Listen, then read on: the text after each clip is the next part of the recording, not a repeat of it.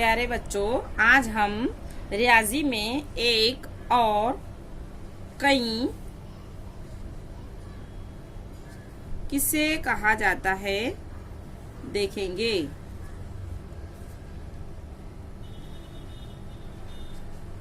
एक और कई, इसे एक और इसे कई पढ़ा जाता है। सबसे पहले हम देखेंगे कि ये ब्रश है। इसके पहले खाने में 1, 2, 3 ब्रश है और दूसरे खाने में 1 ब्रश है।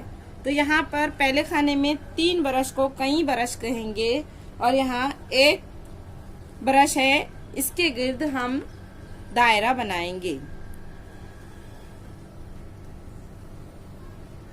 तो बच्चों, आपके समझ में आया कि एक और कई किसे कहा जाता है। ये एक है और ये कई है। अब देखिए, यहाँ पर पहले खाने में 1 बॉल है और दूसरे खाने में 1, 2, 3, 4 और 5 बॉल है।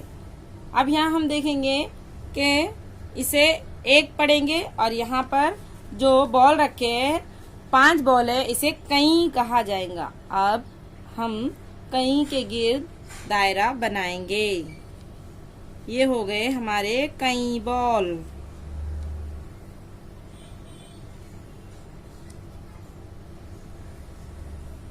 ये कई के गिर्द हमने दायरा बनाए और ये 1 बॉल है।